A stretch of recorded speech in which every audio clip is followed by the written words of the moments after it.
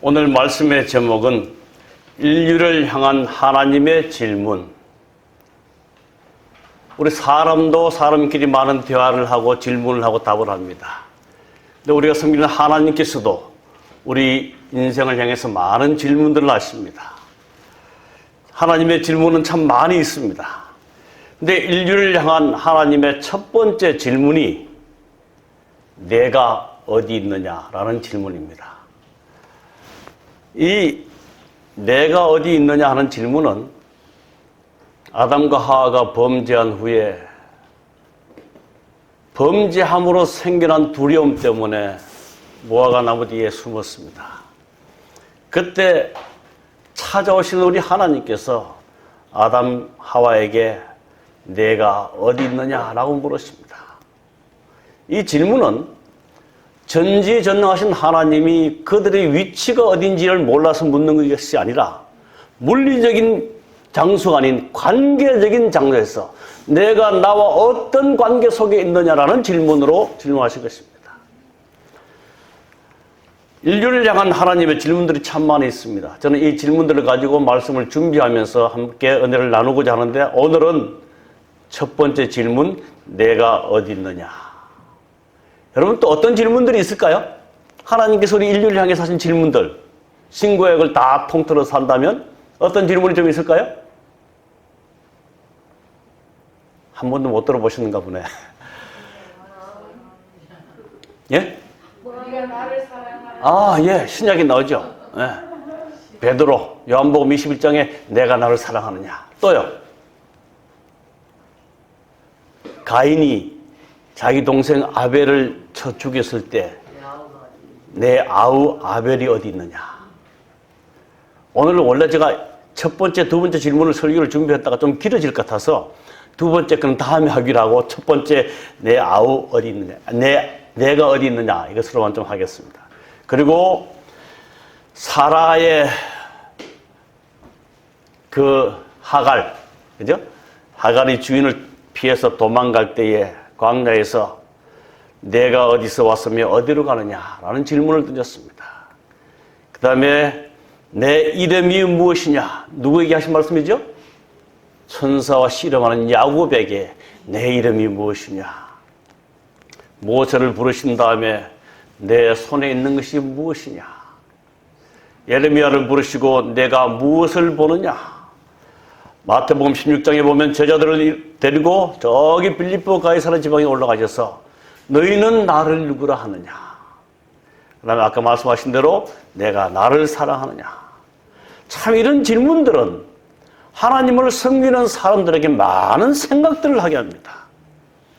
이런 질문들을 가지고 제가 시간을 이렇게 만들어서 함께 은혜를 나누고자 합니다. 아브라함 헤셀이라는 이 유대의 유명한 신학자가 있습니다. 그는 이런 말을 했습니다. 철학은 인간의 질문으로 시작한다. 하지만 신앙은 하나님의 질문으로 시작한다. 참 의미 있는 글 같아요. 우리 철학자들은 많은 인간의 질문으로 시작하는데, 신앙은 하나님께서, 우리를 창조하신 하나님이 우리를 향하여 무엇이라고 말씀하시는가, 이것으로 신앙이 시작된다. 특별히 우리가 어디에 있는가, 이런 질문을 참 많이 합니다. 사람들이 많이 힘들고 지치고 정말 괴로운 일을 당하면 뭐라고 질문해요? 하나님 지금 어디 계십니까? 그때 하나님은 뭐라고 우리에게 질문하십니까? 너는 지금 어디에 있느냐? 이렇게 질문합니다.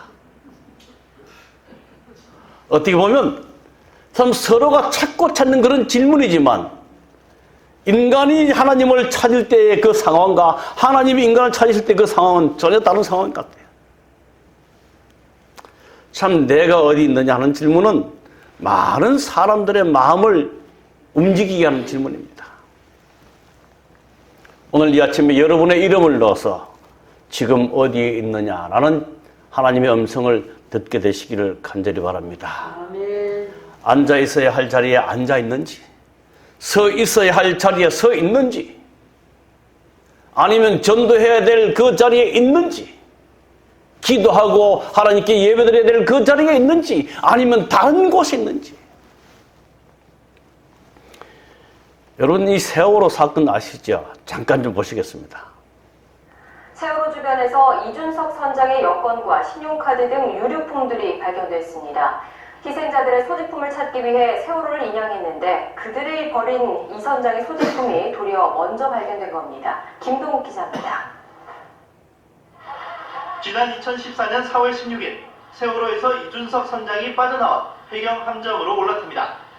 당시 그는 선장으로서 승객 구명 활동도 하지 않은 채 침몰하는 배를 버리고 가장 먼저 탈출했는데 선장 신분마저 숨기려고 해 비난을 받았습니다. 여기까지만 보겠습니다.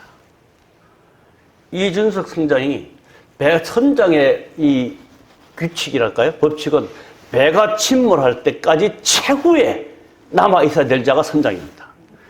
근데 이 세월호 침몰할 때 가장 먼저 도망 나온 사람이에요. 그래서 이준석 이 선장이 있어야 될 자리에 있지 못함으로 인해서 많은 비난을 받았어요. 근데 그가 도망 이렇게 나올 때 선장이라는 신분도 뭐하고 속이고 나왔어요. 사람이 제자리에 있지 않으면 자기를 감추려고 하는 것이 죄인의 본능입니다. 오늘 우리 하나님께서 아담을 부르시면서 아담아 내가 어디 있느냐? 이 하나님의 부르심을 스펄전 목사님은 하나님께서 죄인에게 가지시는 거룩한 관심이다. 하나님께서 죄인에게 가지시는 거룩한 관심이다. 의로우신 분, 죄와 전혀 상관이 없는 하나님께서 죄인을 찾아오셔서 내가 어디에 있느냐라고 부르신 이 부르심은 거룩한 관심이다.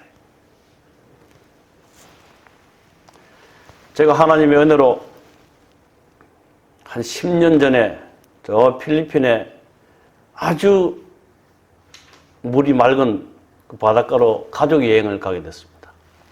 우리 큰딸이 시집가기 전에 꼭 아빠 우리 가족 여행 한번 가야 되겠다. 뒤네들이 다 모아서 두 딸이 모아서 갔어요. 제가 바다를 참 좋아하고 물을 좋아하는데 그 물 속에 제가 뭐 이 잠수복을 다 입고 들어가지 않았지만 이렇게 물속을 바라보는데 얼마나 아름다운지 이 한국의 이 수중 경치와는 비교할 수 없습니다. 조금 더 깊이 들어가니까 이 산호들이 얼마나 아름다운지. 어떤 산호는 정말 이 방석한 서능이 깔아놓은 것만 아주 커요. 이 아름다운 바다 수중을 감상하면서 참 많은 것을 깨달았습니다. 그러고 나오는데 그 물건을 파는 데 가보니까 이런 물건들이 있습니다. 바다 속에 있던 컬러풀한 그 아름다운 것들이 밖에 가지고 나와서 저렇게 탈색이 다 돼가지고 진을 빼면서 저기 얼마 하고 파는데 진열되어 있습니다.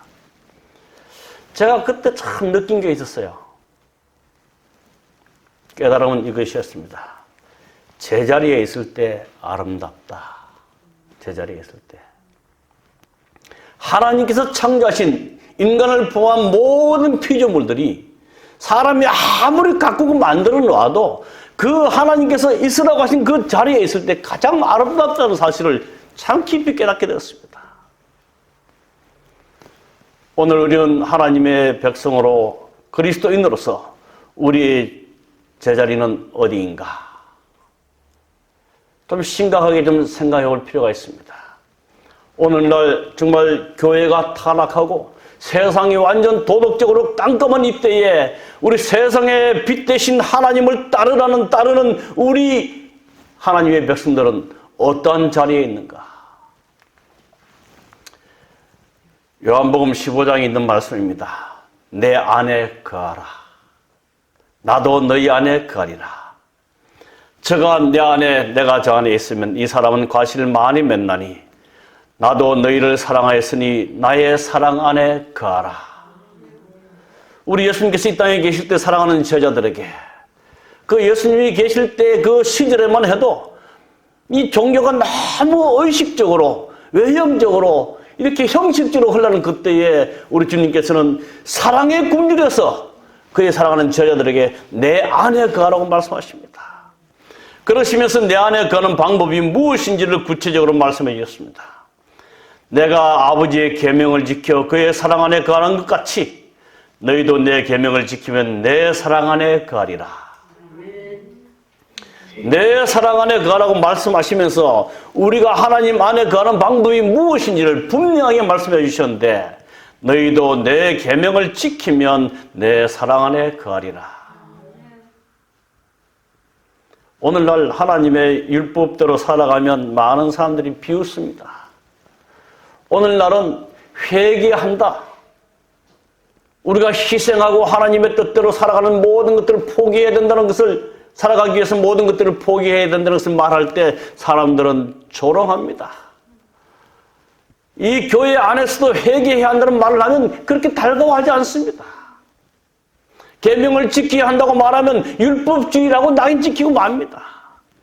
그러나 성경은 말하기를 내가 아버지의 계명을 지켜 그의 사랑 안에 거하는 것 같이 너희도 내 계명을 지키면 내 사랑 안에 거하리라. 아멘. 제가 아마 집사람하고 첫 번째 목회를 하면서 첫 번째 휴가단 휴가로 한번 제주도를 간 적이 있습니다. 제주도에 가니까 김영 미로공원이 있어요. 제 키보다 한 20cm 높게 이 나무를 다 심어놓고 이렇게 다 아름답게 꾸며놨는데 들어가긴 들어가는데 나오는 구멍을 못 찾겠어요. 그럼 미로구멍입니다. 호기심에 한 20년 전이니까 호기심에 한번 들어가 보자. 우리 사람 밖에 있었어요. 사람들도 들어가고 저도 따라 들어가서 한참 가다가 이제 나가야지 하는데 길을 못 찾겠어요. 이렇게 돌아 나가면 또 막혀 있고 이렇게 돌아 나가면 또 막혀 있고 할 수 없이 여보 여기요. 굉장히 가까운 데서 들리는데 길을 못 찾겠는 겁니다. 나중에요 안내하는 사람이 왔어요. 데려다 주는 겁니다. 이렇게 제가 이와 마찬가지로 우리가 하나님의 사랑에서 떠나면 하나님 사랑 안으로 돌아가는 길은 쉽지 않다는 거예요. 사단은 우리에게 여러 가지 미로를 만들었습니다. 행복이라는 이 거짓의 미로를 만들어놔요. 돈이 있으면 그것이 행복한 것 같고 권세가 있으면 그것이 행복한 것 같고 뭔가 정말 이 학력이 있으면 그것이 행복한 것 같아서 우리를 그 속으로 몰아 들어가는데 하나님 안으로 하나님 품으로 다시 돌아오는 길은 너무나 어렵다는 사실을 진리를 깨닫게 됐습니다.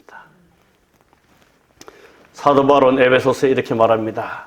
우리는 그리스도 안에서 그의 은혜의 풍성함을 따라 그의 피로 말미암아 속량 곧 죄 사함을 얻었나니라. 우리는 그리스도 안에 있을 때 가장 행복한 사람임을 오늘 말씀을 통해서 깨닫게 되시기를 간절히 바랍니다. 하나님 보시기에 아름다운 성도의 자리가 어딘가? 첫 번째, 예배하는 자리에 있는 성도. 히브리서 10장 25절입니다. 우리 다 함께 좀 읽어보실까요? 시작. 모이기를 피하는 어떤 사람들의 습관과 같이 하지 말고 오직 권하여 그날이 가까움을 볼수록 더욱 그리하자.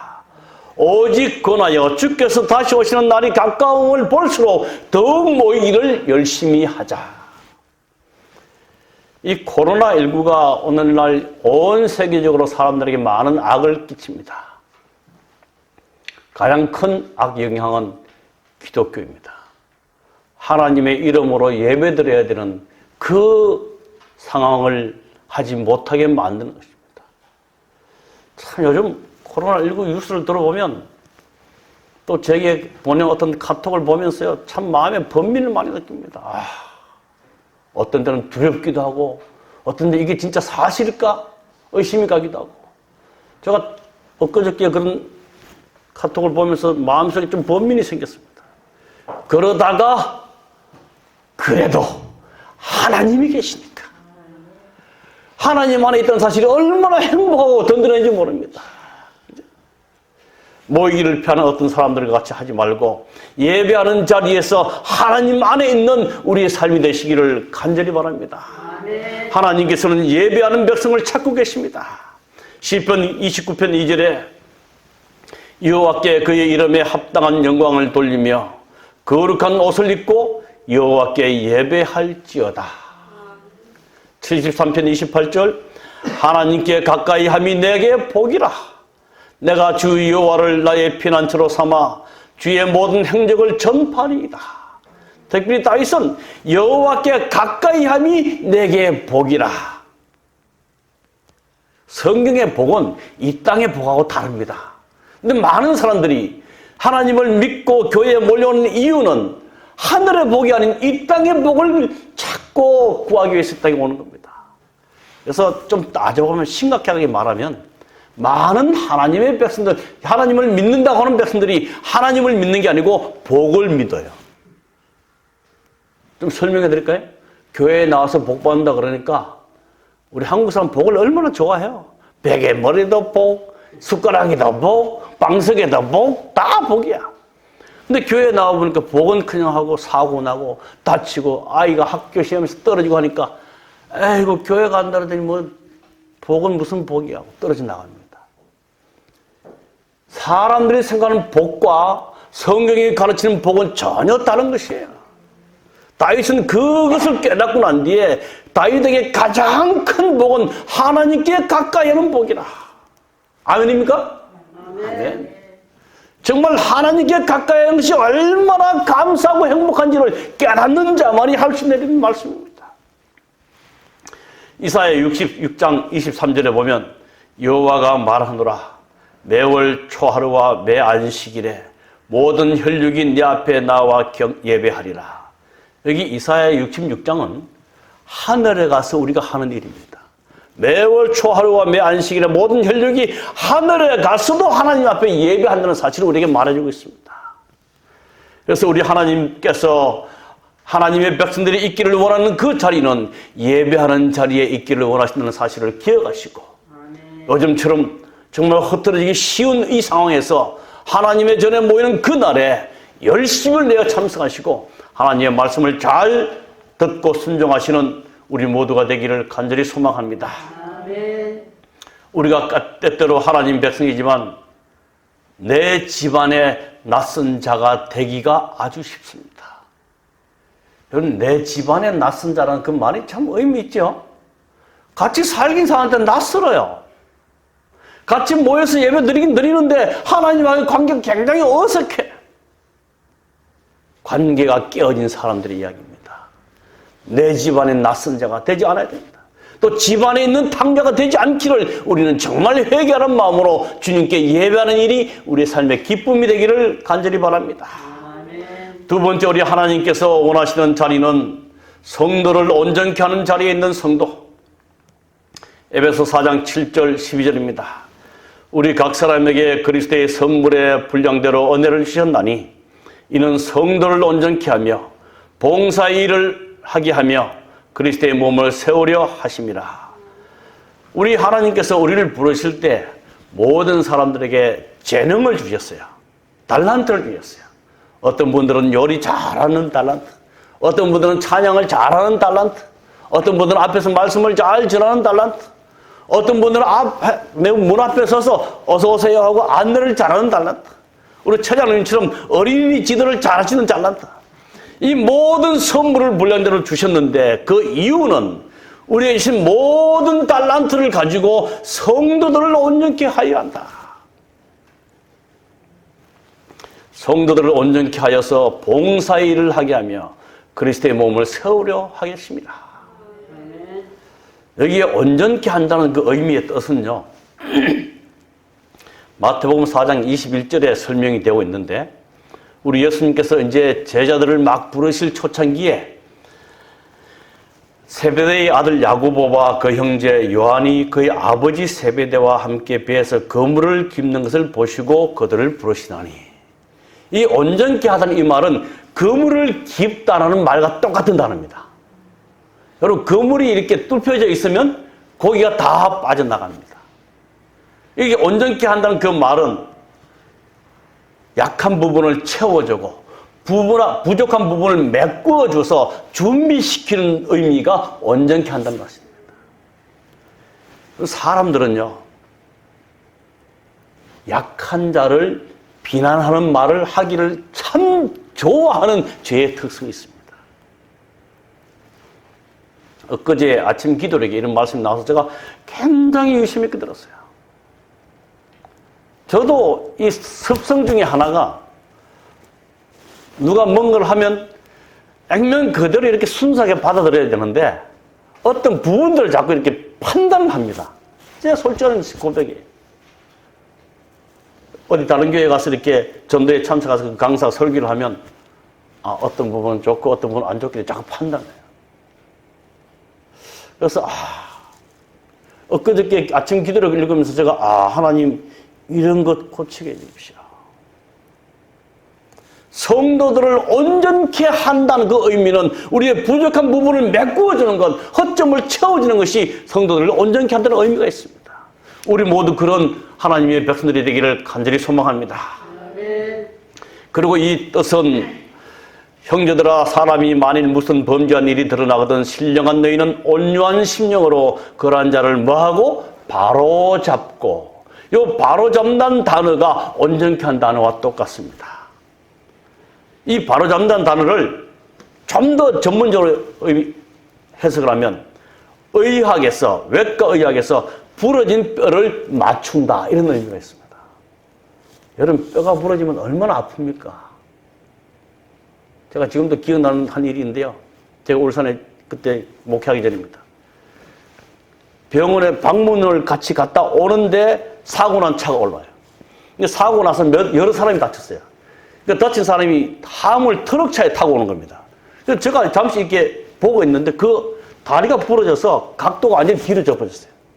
근데 그 사람 정신이 멀쩡하니까 아저씨 내 다리 좀 잡아 당겨주세요. 당겨서 바로 놓으면 됩니다. 그러는데 무서워서 못하겠는 거예요. 제가 무슨 뜻인지 알아요. 그죠? 순간적으로 꺾이면 당기면 되는데 도저히 못하겠어요. 온전케 하다는 뜻은 부러진 뼈를 맞춘다. 고통을 감속시키는 이런 일을 한다는 것입니다. 하나님께서 하나님의 백성이 원하는 자리는 성도의 아픔과 고통을 감소시키는 일에 우리를 있기를 원하신다.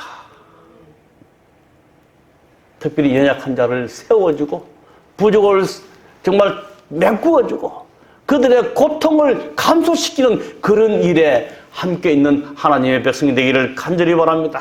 아멘. 성도들을 온전케 하여서 그들을 봉사의 일을 하게 하며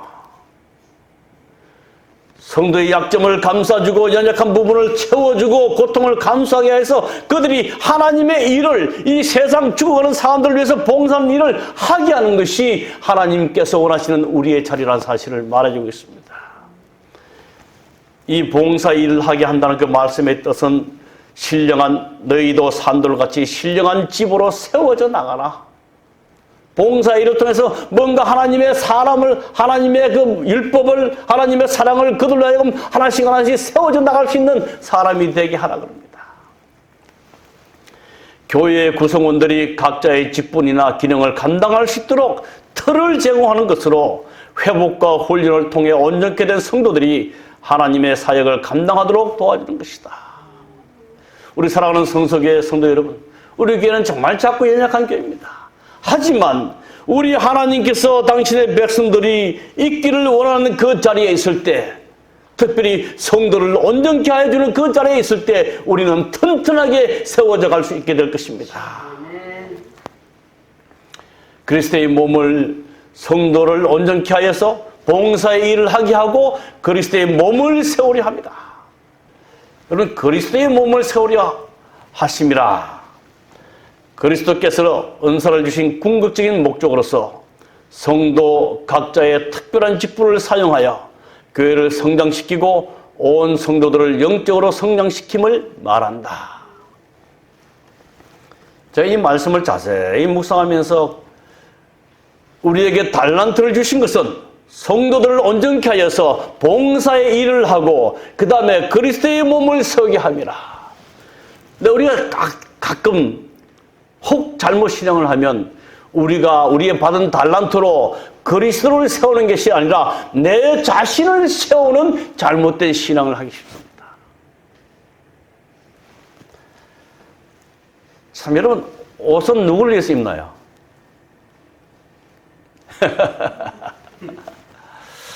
나를 위해서 입는가? 아니면 남을 위해서 입는가? 아니면 남에게 보이기 위해서 입는가? 우리가 성도를 온전케 하는 그 일 중에 하나는 우리 스스로와 우리 모두가 연합하여서 그리스도의 몸을 서게 하는 것이다. 나를 드러낸 것이 아니라는 사실이에요. 여러분, 사람 중에요, 정말 지독하게 붙어서 떨어지지 않으려고 하는 것이 자아입니다. 자아. 저도 무지무지 많이 경험합니다. 제가 드러나지 아니하고 하나님이 드러나기를 간절히 기도하면서 일을 해보지만 30분이 지나지 않아서 누가 나 좀 안 봐주나. 한 가지 좀 예를 들어서 말씀드릴까요? 제가 간판할 때입니다. 그 당시는 아크릴을 많이 썼기 때문에, 그 당시는 안식일학기 때마다 서기 목을 많이 합니다. 뭐 빌립반 출석 몇 프로, 교감 몇 프로, 현금 몇 프로 다 했죠. 근데 제가 그때 이 교회에 참 관심이 많아서, 사랑을 많이 해서 아크릴판으로 불 탁 켜면 불이 딱 들어오게 해갖고 몇 프로 다 만들었어요. 만들어가지고 이제 목요일쯤 교회에다 딱 붙여놨어요. 그리고 안 쓸 때는 탁 접으면 저 뒤로 접힙니다. 이제 첫 안식일 그걸 사용합니다. 이제 서기가 발표할 때 제가 탁 꺼내놓고 탁. 서기가 발표하는 동안 제 마음에 있는 생각은 저건 누가 만들었노? 무너지기를 기대하는 겁니다. 근데 예배가 다 마쳤는데 전부 다 야 좋다라고 얘기하는데 누가 만들었나고 묻는 사람은 아무도 없는 거예요. 사람들이 좋아할 때 함께 기뻐해야 되는데 얼마나 섭섭한지 너무너무 서운하더라. 뭐 그 외에 일이 많습니다. 제 자신이 드러나고자 한 일이 얼마나 많은지 모릅니다. 그러나 하나님께서 원하시는 성도의 자리는 내가 드러나는 것이 아니라 하나님의 몸이 세워짐을 받기를 우리 하나님께서 원하신다는 사실을 기억하시길 바랍니다. 아멘. 우리 남이 알아주지 않으면 잘 삐지는 게 사람입니다. 우리가 예수님을 닮을수록 멸시천대 십자가는 제가 지고 가오리니, 이런 심정으로 하나님의 전을 잘 섬기시기 바랍니다. 어떤 분은 자기가 대장 안 하면 아무 일도 안 하려고 그래. 자기가 보스가 돼야 되고 뒤에서 좀 해달라고 그러면 아예 안 하신다. 우리는 먼저 섬기는 종의 자세로 일을 할 때 우리 하나님이 우리를 높여 세워주실 것입니다. 그런 자리에 우리 하나님께서는 우리가 있기를 원하십니다. 제가 이제 이러한 것들을 말씀드리면서 한 경험을 좀 말씀드리고자 합니다. 이게 마닐라에 있는 공항입니다. 이 공항에 사람이 오면 나가서 맞이하는 그런 장소인데요. 제가 필리핀에서 신학 공부할 때 정말로 어처구니 없는 경험을 한 적이 있습니다. 그때 이제 한인의 학생회장을 맡았기 때문에 누군가 공부하러 오면 마닐라 공항에 제가 마중을 나가야 돼요. 근데 테니스를 한참 치는데 갑자기 연락이 왔어요. 다른 데 같은 피켓을 들고 나갑니다. 누구 환영합니다 하고 들고 나가는데 그날은 뭐 이거 치다가 막 땀은 흘리고 옷 갈아입을 시간도 없고 후배 하나 데리고 갔어요. 가서 공항에 가서 한참 기다리다가, 여러분 아시아 사람들은 비슷하잖아요. 한국 사람, 일본 사람, 중국 사람 말 안 하면 잘 몰라요. 한 3시간을 기다렸어요. 그래서 이제 보니까 한국 사람 학생 같아. 쫓아가고 혹시 아이아스 왔습니까? 아니요.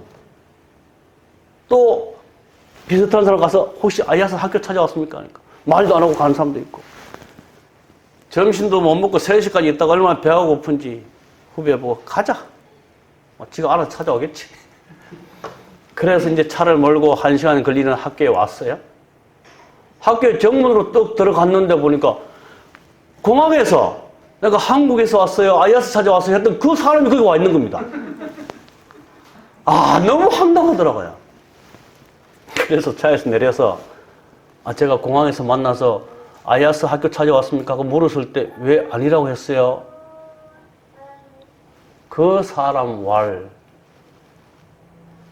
필리핀 택시 기사인 줄 알았습니다. 제가 지금도 까만데 한 4년 공부했으니까 얼마나 필리핀 사람 같아요.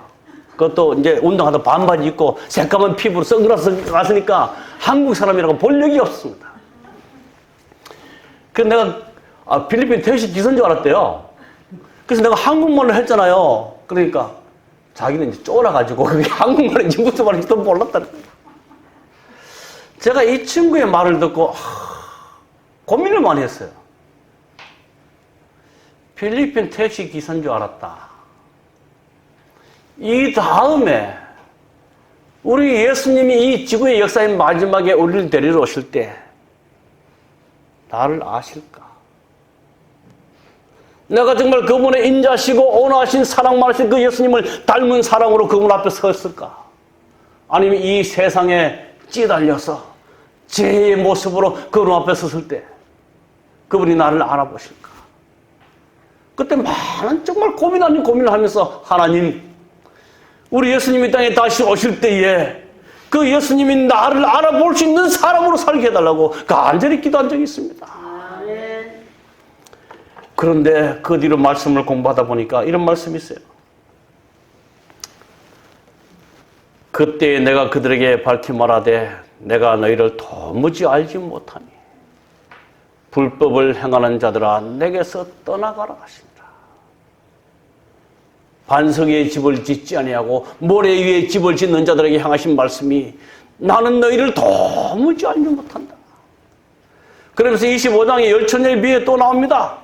대답하여 이르되 진실로 너희에게 이르노니 내가 너희를 알지 못하노라.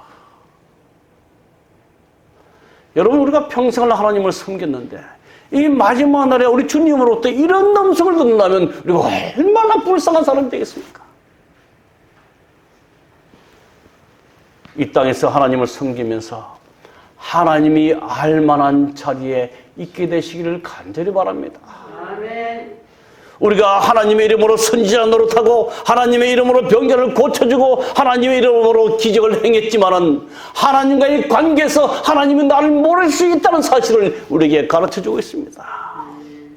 그러나 세리처럼 아무도 모르는 곳에서 기도하는 자, 과부처럼 두 동전을 드리는 전 재산을 드리는 심정으로 하나님을 찾는 자들은 하나님께서 아신다고 말씀하고 계십니다. 내가 어디 있느냐? 하나님의 관계에서 하나님께서 나를 아실 만한 자리에 우리의 삶을 두시기를 간절히 바랍니다. 이 다음에 우리 예수님 우리를 데리러 오실 것입니다. 우리를 안으시면서 이렇게 말씀하실 것입니다. 이기는 자는 이것들을 상속으로 받으리라. 나는 그의 하나님이 되고 그는 내 아들이 되리라. 아멘. 이 아름다운 음성을 모두 다 듣게 되시는 저와 여러분이 되시기를 간절히 바라면서 오늘 말씀을 마치겠습니다.